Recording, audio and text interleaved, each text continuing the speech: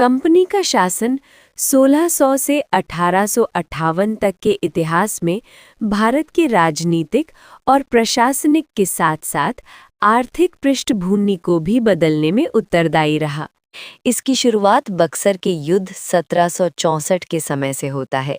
इस युद्ध में एक तरफ ब्रिटिश कंपनी का नेतृत्व हेक्टर मुनरो कर रहे थे, तो दूसरी ओर सम्राट शाह आलम द्वितीय, अवध का नवाब सुजाउद्दौला और बंगाल का नवाब मीर कासिम की संयुक्त सेना के बीच होता है।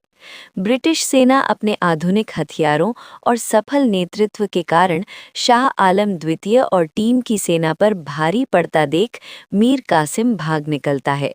बचे अवध के नवाब सुजाउद्दौला और शाह आलम द्वितीय, इन दोनों को आत्मसमर्पण करना पड़ा और इसका परिणाम इलाहाबाद की संधि 1765 हुआ। इस संधि से ये सिद्ध हुआ कि शाह आलम द्वितीय 26 लाख पौंड सलीना लेकर कंपनी का पेंशनर बन गया, तो अवध के नवाब सुजाउद्दौला को युद्ध की क्षतिपूर्ति देने पर विवश होना पड़ा।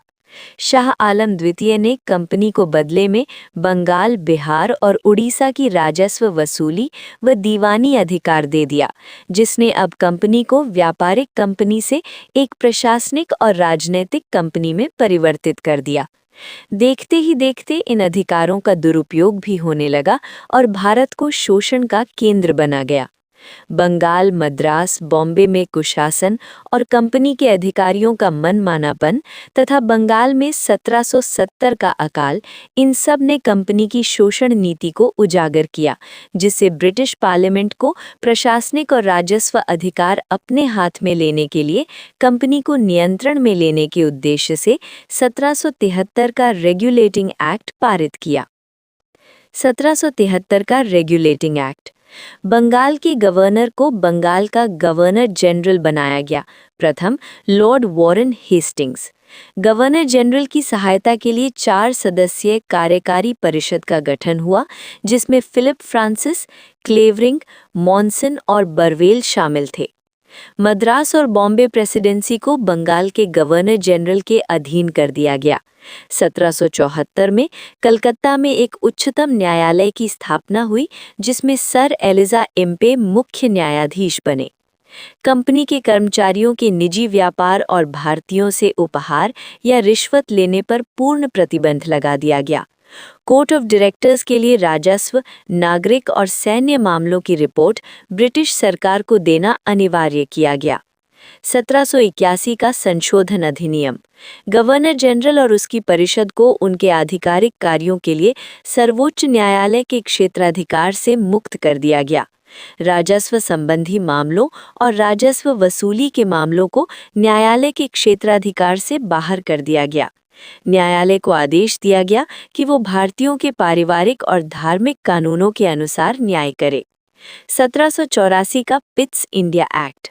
व्यापारिक कार्यों के लिए कोर्ट ऑफ डायरेक्टर्स और राजनीतिक कार्यों के लिए बोर्ड ऑफ कंट्रोल बनाकर द्वैध शासन की शुरुआत की गई।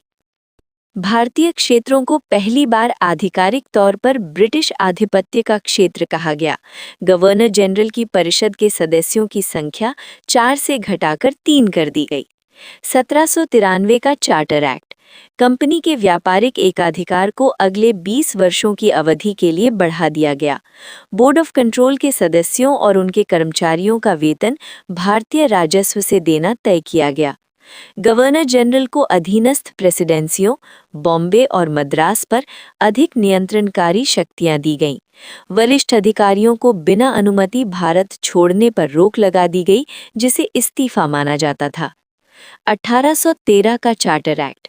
कंपनी का व्यापारिक एकाधिकार समाप्त कर दिया गया, लेकिन चाय और चीन के साथ व्यापार पर एकाधिकार बना रहा। ईसाई मिशनरियों को भारत आकर धर्म प्रचार करने और बसने की अनुमति दी गई। भारतीयों की शिक्षा के लिए प्रतिवर्ष 1 लाख रुपए खर्च करने का प्रावधान किया गया। भारत में ब्रिटिश क्राउन की राजकीय संप्रभुता को पहली बार स्पष्ट रूप से घोषित किया गया। 1833 का चार्टर एक्ट। बंगाल की गवर्नर जनरल को भारत का गवर्नर जनरल बना दिया गया। प्रथम लॉर्ड विलियम बेंटिक। कंपनी का व्यापारिक एकाधिकार पूरी तरह समाप्त कर दिया गया और वो केवल एक प्रशासनिक निकाय रह गई। लॉर्ड मैकॉले की अध्यक्षता में प्रथम विधि आयोग का गठन किया गया और कानूनों के संहिताकरण की प्रक्रिया शुरू हुई। दास प्रथा को गैर कानूनी घोषित किया गया, जिसे 1843 में पूरी तरह समाप्त कर दिया गया। इससे पहले के कानूनों को विनियमन और इसके बाद के कानूनों को अधिनियम कहा जाने लगा।